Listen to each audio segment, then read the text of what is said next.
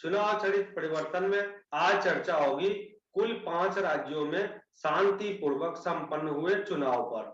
लोकतंत्र का महापर्व का निर्णय 10 मार्च को सामने आएगा। 5 राज्यों के उम्मीदवारों का भाग्य ईवीएम में बंद है। खासकर उत्तर प्रदेश में अंतिम चरण के चुनाव आज संपन्न हो गया। 403 सीटों का भाग्य ईवीएम में बंद हो चुका है। 7 चरणों में चुनाव छिटपुट हिंसाओं के साथ घटना, पुलिस के साथ झड़प होने का घटना, प्रदर्शन और धरना भी सामने आया। साम दाम दंड भेद के साथ उत्तर प्रदेश का चुनाव संपन्न हुआ। चुनाव आयोग की बड़ी उपलब्धि रही। मुख्यमंत्री योगी अपने 5 साल के उपलब्धियों को एक एक कर गिनाया, जिसमें शिक्षा के क्षेत्र में विश्वविद्यालय खुले, कोरोना महामारी में लोगों की सहायता पहुंचा, कानून व्यवस्था में पुलिस प्रशासन की हाई टेक्नोलॉजी से लैस काम करने को सुविधा मिला तथा माफिया तंत्र से निजात मिला। इन सारे उपलब्धियों को गिनाने के साथ हुए गृह मंत्री, हमारे गृह मंत्री अमित शाह जी भी साथ थे। जनता लाचार है क्या? नहीं, आज जनता के बीच पार्टी कार्यकर्ता पहुंचकर उनको 2 दिन में वोटर भी कार्ड बनवा देते हैं और वाउचर भी साथ देते हैं अपने पक्ष में वोट डालने के लिए। क्या इन सारे चुनाव को देखते हुए, इन सारे व्यवस्थाओं को देखते हुए आज चुनाव संपन्न हुआ? अब हम चर्चा करेंगे। हमारे साथ जुड़ चुके हैं श्री नीरज तिवारी जी, हमारे साथ जुड़ चुके हैं केशवनाथ जी, हमारे साथ जुड़ चुके हैं सत्येंद्र चौरसिया जी, गोरखपुर से होंगे, कानपुर से सचिन जी होंगे और हमारे साथ जुड़ चुके हैं विकास जी लखनऊ से होंगे। हम सबसे पहले विकास जी के यहाँ चलना चाहेंगे। विकास जी सेंटर में हैं। विकास जी, आज के परिप्रेक्ष्य में सारे कुल 5 राज्यों का अगर हम देखें तो 690 सीट का ईवीएम में भाग्य बंद है।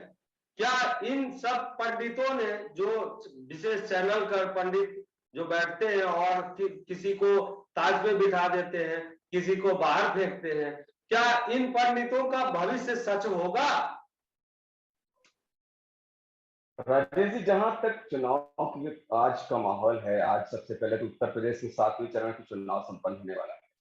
आज शुरुआत हो चुकी है, चुनाव में वोटिंग शुरुआत हो गई।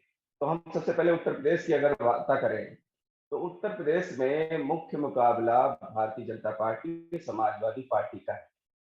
जो 54 सीटें हैं पूर्वांचल की 54 सीटों पे आज वोटिंग होना है। 9 जिलों की जो सीटें हैं और यहाँ पे सबसे बड़ा मुद्दा रहेगा योगी जी का बुलडोजर या अखिलेश यादव का सोशल इंजीनियरिंग का जो फंडा उन्होंने चलाया, उसमें क्या कि किस चीज पे वोट ज्यादा पड़ेगा, अभी ये असमंजस लोगों को दिख रहा है। लेकिन जहां तक मेरा मानना है, मैंने कई जिलों में गया, मैंने वहां पे देखा, वहां पे देखने के बाद में ये सब चीजें पता चली कि जो सोशल इंजीनियरिंग एक अलग मुद्दा है, लेकिन माफिया राज, गुंडा राज, योगी जी की जो कार्यशैली है वो अभी सामने कुछ वोट प्रतिशत, क्योंकि जातिगत समीकरण इतना ज्यादा हावी रहता है तो अखिलेश यादव का M-वाई समीकरण वो बहुत बड़ा फैक्टर है जी। और आप इसमें आप ले लीजिए योगी जी का जो गुंडा राज है या राष्ट्रवाद का मुद्दा है, वो भी बहुत बड़ा मुद्दा है इस चुनाव में। और पूर्वांचल की सीटें, अब पिछली बार 312 सीटें आई 2017 में, भारतीय जनता पार्टी ने अकेले 312 सीटों पर अपनी विजय प्राप्त की, जो कि आज अगर हम देखें कि लोग समझते हैं, आज लोगों का जो आकलन आ रहा है कि भारतीय जनता पार्टी इस बार उसका मुकाबला कड़ा है। जहां तक मेरा अपना मानना है, अपना विश्लेषण ये है कि भारतीय जनता पार्टी का जब सपा से मुकाबला होगा तो वहां पे वो कहीं ना कहीं उससे भारी पड़ेगी। और समाजवादी पार्टी मैं आपसे एक चीज और जानना चाहूंगा कि जिस तरह एक पार्टियां दूसरी पार्टियां को इस तरह से इस कदर इस बार देखने को मिला, मतलब धमकी के तौर पे या ये कहिए कि दूसरे स्तर पे, मतलब हर नीचे स्तर पर जाकर एक दूसरे को आरोपित किया, क्या इसको पॉजिटिव थिंग में नहीं, अपना विकास का मुद्दा ज्यादा ध्यान रखते हुए अपनी प्रोजेक्शन करते कि हमने ये विकास किया, हम दूसरे का अवगुण को क्यों उछालें? हम अपना प्रोजेक्शन क्यों नहीं देंगे कि हम भाई इतना काम किए, एक साल में हमने इतना काम किया, दूसरे साल इतना काम किया। आज आप देखिए, आज रोड जो बनाया है वो सब देख रहा है, आज जो राम मंदिर का मुद्दा आया सब देख रहा है, बाकी और भी विकास के कार्य हैं, कोरोना में इन्होंने जो लोगों को सुविधा दी वो सब देख रहा है। क्या इन विकास को दर्शाने के बजाय दूसरे पर आरोप प्रत्यारोप करना ये जायज रहा? देखिए, राजनीति में आज भाषा बदल गई है। राजनीति की जो भाषा सही मायने में आरोप प्रत्यारोप करना ही एक मुद्दा सिर्फ रह गया है कि एक दूसरे को किस तरीके से हम नीचा दिखा सकते हैं।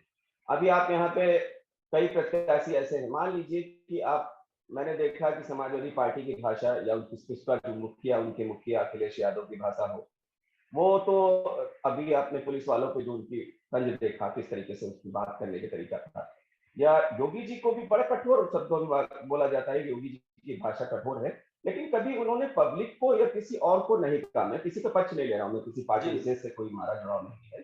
तो इन परिस्थितियों में भाषा का स्तर तो इतना नीचा हो गया है कि इस पे तो जनता को विचार करना पड़ेगा। और दूसरी चीज ये है कि जनता को ही चुनाव करना पड़ेगा कि किस व्यक्ति की सरकार में हम सुरक्षित थी। सबसे पहले जो व्यक्ति, जब हम सुरक्षित ही नहीं रहेंगे तो इन योजनाओं का लाभ कहां से लेंगे? सचिन गुप्ता जी, सबसे बड़ा मुद्दा उत्तर प्रदेश में। आपके सचिन गुप्ता जी, आपसे जानना चाहेंगे, आज सबसे बड़ा मुद्दा उभर कर आया है कोरोना के बाद, वह है सबसे बड़ा बेरोजगारी का मुद्दा। यह पूरा उत्तर प्रदेश चुनाव में हमने देखा, पूरा जमकर इसका प्रदर्शन हुआ, सबसे बड़ा मुद्दा बेरोजगारी का। आप इस स्तर को किस तरह से देखते हैं? आज तो वोटिंग हो गई, रिजल्ट जो आना होगा सो आएगा, पर पूरे चुनाव परिप्रेक्ष्य में आपने क्या देखा? सर अगर नमस्कार सर, पहले तो मैं कहना चाहूंगा कि सर जो अगर बीजेपी की सरकार है जो, तो रोजगार के मुद्दे में पूरी तरीके से फेल है। वो सिर्फ पकौड़ा तलना यही सब चीजें बात बता रही। जैसे हमने देखा उसमें तो जो भी नौकरियां हैं सब 5-5 साल पंचवर्षीय योजनाओं में बदल चुकी हैं। रेलवे हो या जो उत्तर प्रदेश में 25 करोड़ कम से कम प्रेजेंट में जनसंख्या है, और जो पीसीएस का एग्जाम होता है उसमें 200-250 पोस्टें आती हैं। सिर्फ इतना बड़ा राज्य होने के बावजूद एक यूपी SSC आयोग है, उसमें 5-5 साल से वैकेंसियां पूरी नहीं हो पा रही हैं। तो बीजेपी ने रोजगार के क्षेत्र में, खासकर सरकारी रोजगार के क्षेत्र में, तो उन्होंने कुछ नहीं किया खास। बाकी जो बची चीजें वो प्राइवेटाइजेशन या संविदा के तौर पे, जैसे अभी 2 साल पहले उन्होंने कहा कि जो भी वैकेंसी होंगी वो पहले संविदा पे आएंगी, तो उसके बाद वो सरकारी की जाएंगी, लेकिन उसका स्टूडेंटों ने विरोध किया, तब तो मान गए। लेकिन अब मुझे लग रहा है अगर बीजेपी की सरकार आती भी है तो वो हर चीज प्राइवेट या संविदा पे ही कर देगी, तो फिर तैयारी करने का स्टूडेंट का 5-5, 6-6 साल का कोई मतलब ही नहीं हुआ। रोजगार के क्षेत्र में तो वो जीरो है, ये तो मैं कहना चाहूंगा सर। विवेक जी। जी सर। ये जो भारतीय जनता पार्टी के अध्यक्ष, नेशनल राष्ट्रीय अध्यक्ष ने प्रेस कॉन्फ्रेंस कर योगी जी, अमित शाह जी के साथ, गृह मंत्री अमित शाह जी के साथ उन्होंने दर्शाया कि उत्तर प्रदेश में बहुत सारी वैकेंसियां आई, बहुत लोगों को रोजगार मिला, सब सुविधाएं गिनवाई कि लोगों को ये सुविधा मिला, ऐसे नेशनल और उत्तर प्रदेश योगी जी के राज्य में। तो डबल इंजन की सरकार, वो बार बार कहते हैं डबल इंजन की सरकार का विकास बहुत तेजी रफ्तार से जाता है। उस विकास को आपने क्या देखा इन 5 सालों में राज्यों में? जी सर, मैं आपको ये बताना चाहूंगा कि 2017 में जब सरकार आई थी, तब सरकार ने एक अपना पहले ही बोला था कि मैं 70 लाख रोजगार में 5 साल के अंदर दूंगा, और सरकार अपना डाटा दे रही है कि मैंने 1 करोड़ के ऊपर रोजगार दिया है, वो सरकारी और निजी क्षेत्रों को मिला के। केवल ये डाटा दे तो रही है, केवल ये डाटा बिल्कुल सार्वजनिक नहीं किया है, किस क्षेत्र में दिया है, क्या नहीं दिया है, इस पर प्रश्न लगाया है। कांग्रेस में प्रियंका गांधी ने इस पर प्रश्न लगाया है कि आपने जो दिया है हमको डाटा दिखाए, जो दिया है उसको कम से कम सार्वजनिक करिए, आपने किस क्षेत्र में दिया है। दूसरी बात यह है कि जातिगत समीकरण, जो पूर्वांचल में जो सीट है उसमें 90 दशक से 2017 तक देखा जाए तो जातिगत समीकरण सबसे ज्यादा महत्व रहा है। 2017 में ही एक ऐसा हुआ है कि जो जातिगत उतना महत्व नहीं रहा है। फिर अब की बार जो वहां चुनाव पूर्वांचल में हुआ है तो सबसे बड़ी बहुत परीक्षा होनी है। हमारे प्रधानमंत्री 2 दिन से बनारस है, कहीं ना कहीं उनको इस बात का डर है कि कुछ हो सकता है, इसीलिए 2 दिन से वहां रुके हुए हैं और जोर तौर से वहां पे प्रचार प्रसार कर रहे हैं। वहां पे आजमगढ़ से लेके मऊ सपा का रहा है और ये जौनपुर भी सपा का रहा है। राजभर का भी वहां पे बहुत बड़ा क्षेत्र माना जाता है। बसपा भी वहां पे आस लगाए बैठी है कि नहीं हम यहाँ से निकलेंगे।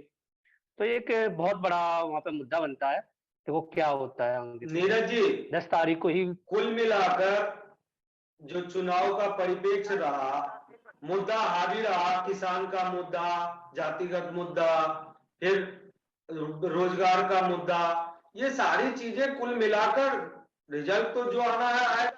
लेकिन आप क्या देखते हैं पूरे स्टेट में सबसे बड़ा मुद्दा क्या उभर कर आया? सारा चीजें मुद्दा था तो विकास का था। विकास का मुद्दा रहा जो नॉर्मली आज तक की बातें हैं। विकास कितना हुआ, किस सरकार ने क्या किया। नीरज जी, आपकी आवाज नहीं आ रही है लाउड एंड क्लियर। मैं तब तक ना दूसरे पे जाता हूँ, सत्येंद्र चौरसिया जिसे जानता हूँ, आप थोड़ा इसको देख लीजिए। सत्येंद्र चौरसिया जी, यही सवाल मैं आपसे जानना चाहता हूँ कि इस पूरे परिप्रेक्ष्य में उत्तर प्रदेश में, खासकर उत्तर प्रदेश में मुख्य मुद्दा क्या रहा इस बार के चुनाव में? जी धन्यवाद सर। देखिए, उत्तर प्रदेश के चुनाव में 5-6 महीना पहले, जैसे चुनाव से 5-6 महीने पहले तक किसी को उम्मीद नहीं था कि विपक्ष इतना जल्दी अपने आप को इम्प्रूव कर पाएगा, क्योंकि 5-6 महीने पहले तक अखिलेश यादव उस स्तर तक अपना प्रचार नहीं कर पाए थे। इसमें परिवर्तन आया जो पश्चिम में राकेश टिकैत के नेतृत्व में, आरएलडी के नेतृत्व में, एक सपा के सपोर्ट में जो आए, और उधर पूर्वांचल में उनका ओम प्रकाश राजभर के नेतृत्व में ये सपा के समर्थन में आए। राजभर तो आरोप लगाया कि मेरे जान को खतरा है। जी जी, इसमें देखा जाए तो 2017 के मुकाबले इस बार का जो चुनाव है वो 2-3 मामलों में अलग है थोड़ा, क्योंकि 2017 में जो चुनाव हुआ था, चुनाव के एन पहले जो सपा का जो परिवार है उसमें काफी विवाद हो गया था। उस चीज का फायदा बीजेपी को काफी हद तक मिला था। जी। इस बार देखा जाए तो वो जो है वो मतलब इस बार परिवार काफी हद तक बढ़ चढ़ के हिस्सा ले रहा है चुनाव में, लोगों को दिखा रहा है कि हम सब एकजुट हैं। उनकी एक बहू तो दूसरे पार्टी में आ गई, बदल ली। वो तो अलग बात है सर, लेकिन खासकर शिवपाल यादव की बात की जाए तो उनको लेकर देखा जाए तो। अच्छा, मैं केशवराज जी से जानना चाहूंगा, इस बार इतना शांतिपूर्ण चुनाव यूपी में निपट गया, ये तो बहुत बड़ा सराहनीय कार्य हुआ केशवनाथ जी। आप पूरे सुदूर क्षेत्र में भी अच्छे ढंग से काम करवा लिए, क्या कहना चाहेंगे आप केशवनाथ जी? धन्यवाद सर। सर आपने जो अभी जो कहा कि चुनाव आयोग का जो कार्यप्रणाली रहा इस बार बहुत अच्छा रहा।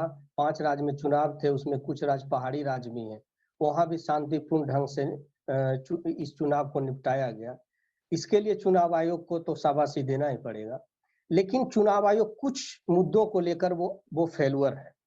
पहला मुद्दा है कि जो भाषा है, जो भाषा का स्तर गिरा है, जो नेताओं ने भाषा का उपयोग किया है एक दूसरे के प्रति, वो भाषा को इन्होंने रोकने का प्रयास नहीं किया है। इनको चाहिए था कि उन नेताओं को बैन करना चाहिए पूरे चुनाव तक।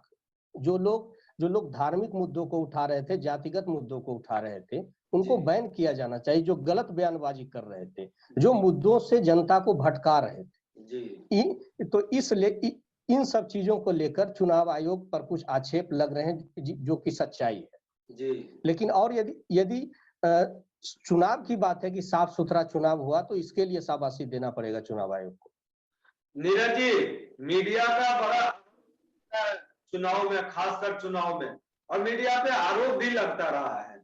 आप पूरे परिप्रेक्ष्य में मीडिया को किस स्तर तक देखिए, और निष्पक्ष मीडिया में क्या रहा? ये चुनावी पंडित जो बैठते हैं और किसी को ताज पे बिठा देते हैं, उसका कैसे आप तुलना करेंगे? राजेश, मीडिया जो है ना, जिसकी सरकार होती है ना, उसका डंका बजता है। तो मीडिया उसी का बजाएगा भैया जो उसको पैसा देगा। तो कई सारे जो चैनल हैं डेफिनेटली वो वन साइड जाएंगे। कुछ लोग हैं जिनको आप लोग भी जानते होंगे नाम सबके, वो डेफिनेटली आज के दौर में कुछ और बातें करेंगे।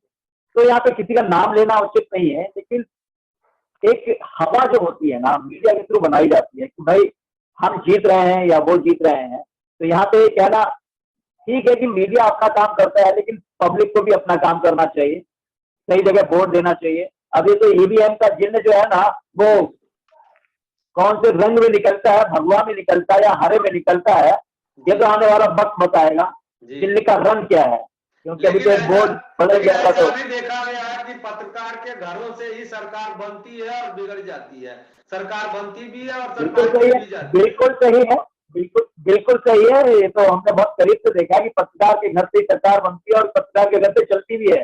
जी, कभी कभी ऐसे भी होता है, और ऐसे बहुत से लोग हैं मीडिया में जिनके घरों से सरकार चल रही और आप उसमें इसी में जानना, इसीलिए तो मैंने आपसे ही पूछा कि आप भी विस्तार से नाम बताइए। नाम बहुत सारे नाम है। विकास जी भी जानते होंगे, जी, विकास जी भी जानते होंगे सब लोगों की नाम, कि उनका क्या समय समय पे उनका क्या एक तरह से क्या कहते हैं, उन मीडिया में जो लोग हैं पार्टी के अंदर क्या रोल रहा, और अभी भी ऐसे बहुत सारे लोग हैं जिनका रोल होता है। जहाँ जगह लोगों के फोन पहुंच जाते हैं कि भाई क्या करना चाहिए, किसको क्या कहते हैं लात मारनी चाहिए और किसको अंदर बैठाना चाहिए। ये मीडिया में बैठे बहुत सारे आपसे जानना चाहेंगे कि व्यवसायिक घराना जो होता है, एक मतलब उनका बहुत बड़ा अहम रोल होता है, उनका किस तरफ ज्यादा इस बार के चुनाव में रुझान रहा, किस पार्टी की तरफ रहा?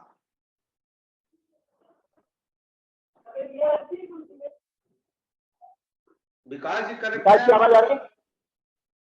हाँ हाँ हाँ बताएं राजेश जी, जी। मैं ये पूछा कि इस बार जो चुनाव का आप सेंट्रल लखनऊ में है, राजधानी में, आप ये देख रहे होंगे कि कुल मिलाकर इस बार राजनीति में व्यवसायीकरण रहा या राजनीति उससे अछूता रहा, क्या देख रहे हैं इस बार के चुनाव में? क्या देखा आपने, लगभग किस तरह का रहा देखिए, चुनाव? राजनीति में बिजनेसमैन या व्यावसायिक लोगों का एक बहुत अहम रोल है। किसी भी पार्टी से एक पार्टी व्यक्तिगत उनका जुड़ाव रहता है, तो इसमें एकदम से ये कहना कि पूरा बिजनेसमैन एक पार्टी विशेष में चला गया है, वो बेमानी होगा। मेरा जहां तक मानना है कि एक वर्ग बड़ा अलग अलग हो गया है। कुछ लोगों को जो प्रत्यक्ष रूप से लाभ नहीं मिला इस गवर्नमेंट में, वो इसके विरोध में है, और जिनको लाभ मिला, अखिलेश गवर्नमेंट में लाभ मिला, वो अखिलेश गवर्नमेंट की वाहवाही करेंगे। तो दोनों ही व्यापारी वर्ग का कोई एक उसका व्यू अगर हम समझे तो ये इम्पॉसिबल है। ये आने वाला समय बताएगा कि उनका रुझान किधर रहा। लेकिन जहां तक देखा गया है कि व्यापारियों पे कुछ मुकदमे हुए, ये एक व्यापारी की हत्या हुई, उसको मुद्दा बनाया गया, मुद्दा चल रहा था, तो वो मुद्दा भी चला, इससे कुछ नाराजगी दिखी व्यापारियों में। तो जहां तक मेरा मानना है कि व्यापारियों का एक वर्ग वर्तमान सरकार से नाखुश भी है, और कुछ वर्ग ऐसा भी है जो इनकी नीतियों से खुश, बहुत ज्यादा ही इनकी नीतियों पर विश्वास कर रहा है। सत्यन जी, अच्छा, यहाँ पे विकास जी, हाँ, विकास जी, ये जो आखिरी समय में प्रधानमंत्री मोदी जी का बनारस जो प्रवास रहा, क्या आखिरी वक्त की वोटिंग पे इसका असर पड़ा होगा? स्वाभाविक है, क्योंकि देश के प्रधानमंत्री हैं और उनका एकदम से वहां पे जाना, उसके बाद जो उनकी स्टाइल है, जो उनकी कार्य प्रणाली है, मैन टू मैन जनता से मिलना, और जो उनका वीडियो वायरल हो रहा है रेलवे स्टेशन पर जाना, तो इससे देखिए व्यक्ति जो आम जनता है वो अपने पीछे प्रधानमंत्री को पाती है, तो कुछ ना कुछ तो असर पड़ेगा। मेरा अपना मानना है, बाकी तो ईवीएम के अंदर सब कैद हो चुका है। बताएं। सचिन जी, राजेश, आपका व्यवसायी घराना, मतलब व्यवसाय का सेंटर कह सकते हैं कानपुर रहा, लेकिन बिल्कुल बंद हो गया, आगे भी नहीं, अभी सब भविष्य में नजदीक आ रहा है, लग रहा है जैसे कानपुर उठ खड़ा हो जाएगा तुरंत और चल पड़ेगा व्यवसाय क्षेत्र में। बहुत सारे जैसे मुरादाबाद हुआ और भी जगह हुए, व्यवसाय के क्षेत्र में बहुत बड़ा विकास नहीं हुआ इन 5 वर्षों में। तो इस परिप्रेक्ष्य में आप क्या अगले 5 साल में देखने को मिलेगा कि व्यवसाय बहुत ज्यादा तेजी रफ्तार से लोगों को रोजगार मुहैया करा पाएगा? क्योंकि सरकारी क्षेत्र तो ऐसा ही चल रहा है, मुझे लगता है ऐसा ही पंचवर्षीय योजना फिर चलेगी, तो लोग जाएंगे कहाँ, किस क्षेत्र में जाएंगे? उसके लिए सर तो अब उम्मीद हम कर सकते हैं कि व्यवसाय के क्षेत्र में सर थोड़ा सा विकास हो, बाकी तो सरकार के ऊपर है। बाकी जो सरकारी नौकरियों में तो अब मुझे नहीं लग रहा कि कुछ, अगर आने वाले समय में चीजें धीरे धीरे कम ही हो रही हैं, तो हम लोगों को खुद का व्यवसाय देखना पड़ेगा। हम चाहते हैं कि जो सरकार बने, थोड़ा सा प्राइवेट सेक्टर वगैरह, जैसे उत्तर प्रदेश में कानपुर है या लखनऊ, इनमें थोड़ा सा विकास, जैसे नोएडा में है वैसा कानपुर या लखनऊ में उस तरीके से विकास नहीं है। हम अगर आईटी सेक्टर यहाँ भी थोड़ा सा बढ़ावा मिले तो नहीं सरकारी, तो प्राइवेट में तो स्टूडेंट जा सकते हैं ना सर। उनको बार बार दिल्ली या लखनऊ, वहाँ दिल्ली या फिर वहाँ पे नोएडा वगैरह जाना पड़ता है, या पुणे वगैरह। हम तो यही उम्मीद करेंगे आने वाली सरकार जो थोड़ा सा IT सेक्टर वगैरह या प्राइवेट में थोड़ा सा ध्यान दे तो थोड़ा। इस मुद्दे पे आपका क्या राय है, रोजगार के मुद्दे पे या व्यवसाय के मुद्दे पे, कुल मतलब आर्थिक रूप में आप कहाँ देख रहे हैं उत्तर प्रदेश राज्य को? देखिए सर, आर्थिक रूप रोजगार के मुद्दे पे तो देखा जाए तो सरकार का कोई किसी भी पार्टी का जो है जो मेन मुद्दा है, इन सब चीजों से हट के केवल चुनाव में जो है जाति और धर्म के नाम से प्रचार किया जा रहा है। और रही बात रोजगार की, तो रोजगार प्राइवेट सेक्टर में रोजगार उतना मिलना मुश्किल है अभी, क्योंकि जो जॉब सेक्टर होते हैं उसमें काफी, प्राइवेट सेक्टर में काफी ज्यादा ऑटोमेशन पे ज्यादा फोकस किया जाता है। इसलिए देखा जाए तो प्राइवेट सेक्टर में उतना ज्यादा जॉब मिलने का चांस कम ही दिखता है हमें। विवेक जी, आज के परिवेश में प्राइवेट सेक्टर का कोई वैसा रूल नहीं है, एक पत्र लिख के दे देते हैं नो वर्ड नो पे। क्या इस परिप्रेक्ष्य में फिर प्राइवेट को आगे बढ़ाना, फर्स्ट में लाना, क्या सरकार के लिए यह नीतिगत होगा या उसमें काम करने वाले वर्कर के लिए यह लाभदायक या सुविधाजनक होगा? सर, मैं सबसे पहले आपको एक बात बताना चाहता हूँ कि पार्टियों को क्या मोटिव रहता है। एक किरदार की तरह मैं बताना चाहता हूँ, जैसे प्रेमी अपनी प्रेमिका को लुभाने के लिए चांद तारे का वादा करते हैं, शायद पार्टियां भी ऐसे ही वादा करती हैं कि अपने जनता को जब तक लुभा लेंगी, चांद तारे कितने तोड़ के लाती है वो तो लास्ट में 5 साल बाद रिजल्ट आता है, वो देखा भी है, आज से देख भी रहे हैं। सिर्फ किरदार बदलते हैं, कहानियां वही रहती हैं, प्राइवेट हो या गवर्नमेंट हो या आर्थिक रूप से हो, हर जगह सरकार फेल होती है। सर, नए किरदार आएंगे, नई कहानियां वही रहती हैं, किरदार बस बदलते रहते हैं थोड़ा बहुत। केशवराज जी, महिला सशक्तिकरण सबसे बड़ा मुद्दा आया है। वहां की महिलाओं ने कहा नहीं, लॉ एंड ऑर्डर कानून बहुत अच्छा रहा यूपी में, इस वजह से हम लोग देर रात भी निकल पाते हैं, वरना तो निकल भी नहीं पाते थे। क्या इसको एक अहम मानकर भी आदमी क्या बाकी चीजें भूल जाए?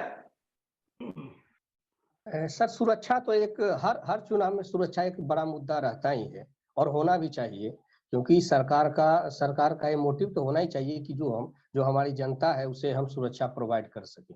और जहां तक बात है महिला सशक्तिकरण का, तो महिलाओं का अभी भी रोजगार में अभी भी उस तरह से उनका परसेंटेज बढ़ते दिख नहीं रहा है। तो इसलिए हम इस तरह से पूरी तरह से कह नहीं रहे हैं कि महिला सशक्त हो रही है। आज भी आप देख लीजिए, चाहे रोजगार हो, चाहे अभी भी आप देख लीजिए कि क्या कहते हैं, हमारे लोकसभा हो, विधानसभा हो, जुडिशियरी हो, जो भी संस्थान है, वहाँ महिलाओं की संख्या कितनी कम है। हमारे जो रोजगार है, और ये कोरोना काल में तो उनकी बहुत सारी नौकरियां भी गई है, परसेंटेज और घट गया। सबसे ज्यादा यदि किसी का रोजगार गया है तो वो महिला का गया इस कोरोना समय में, और सरकार भी उस तरह से ध्यान दे नहीं रही। हम तो कहते हैं कि लोकसभा में भी उनको आरक्षण मिलना चाहिए। क्यों नहीं मिलना चाहिए आरक्षण? जी नीरज जी, जिस तरह से केशवनाथ जी ने सवाल उठाया, आधी आबादी महिलाओं की है और उस आधी आबादी को क्यों नहीं भागीदारी मिल रही है? सवाल का जवाब ये कि आधी आबादी को इसलिए भागीदारी नहीं मिलती है कि अगर आप देखें तो जो प्रधान है, प्रधानी का चुनाव लड़के यूक्रेन चला जाता है, तो उस आधी आबादी को कैसे मिलेगा? अपनी पहचान खुद बनानी है तो खुद लड़ना होगा। मैं फिर कहूंगा कि हर किसी का ये कहना कि आधी आबादी हम बात करते रहते हैं आधी आबादी, लेकिन आधी आबादी में से तो निकल के लोग आए, बात तो करें अपने हक की, तलाश करें अपनी नौकरी की। क्या लोग निकलते नहीं है? आपके उसी यूपी से, मुंबई से है, दिल्ली से है, बेंगलोर, यहाँ ना जाने कितनी लड़कियां जॉब करती हैं, अनगिनत लड़कियां जॉब करती हैं। तो क्या वो आधी आबादी उत्तर प्रदेश में जॉब तलाश नहीं कर सकती? माना कि उत्तर प्रदेश में इतने जॉब नहीं है, लेकिन जब तक आप चिल्लाएंगे नहीं, आपको कुछ दिया नहीं जाएगा। जब तक बच्चा चिल्लाता नहीं है ना, तब तक मां उसको दूध नहीं पिलाती है। तो इसलिए आधी आबादी को चिल्लाना होगा अपने हक के लिए, तब जाके उसे कुछ मिलेगा, चाहे वो लोकसभा की बात हो चाहे कहीं और की। छोटे शब्दों में आपसे कुछ जानना चाहेंगे विकास जी, छोटे शब्दों में आप इन पूरे चुनाव को किस परिप्रेक्ष्य में देखते हैं जाता हुआ, और अगर मान लीजिए सरकार बनाती है, दो पार्टी ही आमने सामने है, उस दोनों में से जो भी बनाती है उसकी फर्स्ट प्रायोरिटी क्या होनी चाहिए? देखिए, जहां तक उत्तर प्रदेश का मामला है, सबसे बड़ा मुद्दा वर्तमान में विकास का मुद्दा है। विकास का मुद्दा सबसे बड़ा हावी है और विकास ही सर्वश्रेष्ठ होना भी चाहिए।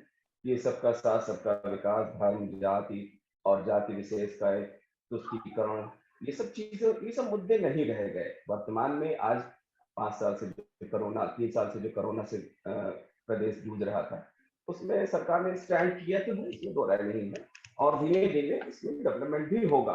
लेकिन जनता सबसे पहले सुरक्षा चाहती है, उसको रोजगार चाहती है, उसके बाद अपने लिए कुछ चाहती है कि हम जिस सरकार को वोट दे रहे हैं वो भी हमारी बात को सुने, तो चाहे आधी आबादी हो, उसको अपनी सुरक्षा सबसे महत्वपूर्ण है। जब वो सुरक्षित रहेगी तभी आगे वो समाज में निकल पाएगी और रोजगार के अवसर तलाश पाएगी। विवेक जी, आप छोटे से में कंक्लूड करेंगे, क्या आपके निगाह से यह चुनाव कहाँ जा रहा है, मतलब मैं ये कहना चाह रहा हूँ कि आपके निगाह से दोनों पार्टी में अगर जो भी सत्ता में आती है उसकी पहली प्रायोरिटी क्या होनी चाहिए? क्या मुझसे पूछ रहे हो राजेश जी? मेरी ओर से तो मैं कहूंगा कि अगर चाहे वो सपा है या बीजेपी है, प्रायोरिटी होनी चाहिए सुरक्षा की। जो बच्चे हैं जो पढ़ लिख के बड़े हो रहे हैं, आगे बढ़ना चाहते हैं, उनके जॉब की, प्लस जो गांव में मैं कहूं कि रोड प्लस पानी, साफ पानी की और बिजली की, जो मुख्य जो चीजें होती हैं, सरकार चाहती है कि बेझिझक बच्चे जो उनके चाहे कहीं भी आ जा सकते हैं, 24 घंटे उनको लाइट मिले, साफ पानी मिले पीने की। क्योंकि पानी की समस्या डेफिनेटली आजकल, हम लोगों ने एक जगह का जिक्र नहीं किया, और वो क्षेत्र बुंदेलखंड, जी हम लोग भूल जाते हैं बार बार, जो बुंदेलखंड है जहाँ पे पानी की बहुत बड़ी समस्या है, जहाँ पे आज उसको क्या कहते हैं आपका जो एक हब बनाने की कोशिश की जा रही है झांसी के आसपास, तो बुंदेलखंड में बहुत कुछ किया जा सकता है। दूसरे स्टेट से भी समझौते की बात चल रही है, वो लगभग तय ही है, हो ही जाना है। और मैं ये केशवनाथ जी से पूछना चाहता हूँ, केशवनाथ जी, ये जो टोटली चुनाव आयोग का नीति रहा, उसमें से आपने कमियां भी दर्शाया और उसका पॉजिटिव थिंग भी दर्शाया, क्या आगे चुनाव में इस चीज को मद्देनजर रखा जाएगा क्या?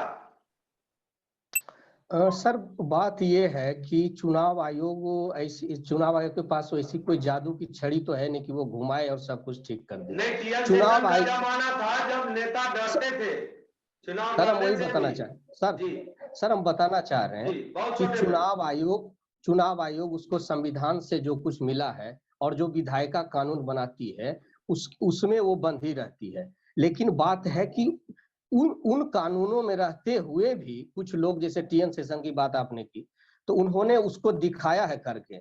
लेकिन आज उनके बाद का जो भी दौर आया, चुनाव आयोग जो भी अध्यक्ष रहे, चाहे जो भी उनमें रहे, उनका रुझान उस टाइप से दिखा नहीं, उनका उस टाइप से मोटिव दिखा नहीं। मेडिकल के क्षेत्र में बहुत ही काम होना बाकी रह गया है, क्योंकि लोग दिल्ली, मुंबई, मतलब दूसरे ही स्टेट में जाकर बेहतर इलाज ले पाते हैं। इस पर आप क्या कहेंगे जल्दी से? जी सर, इस पे अब बात करना, अभी देखिए हाल ही में यूक्रेन से जो स्टूडेंट्स आए हैं लोग, उनसे कल मोदी जी ने चाय पे चर्चा किया। उसमें चर्चा में उनका एक बात मतलब लोग उनके सामने पेश किए कि देखिए जो मेडिकल सेक्टर में जो मतलब मेडिकल सेक्टर धाराशायी हुआ है, वो पिछले सरकार का जो है नाकामियां है सर। तो इस तरीके से उन लोगों के सामने ऐसे पेश कर रहे हैं कि जैसे पिछले सरकार में अटल जी की सरकार को मानते ही नहीं है कि पिछले सरकार में उनकी भी सरकार थी।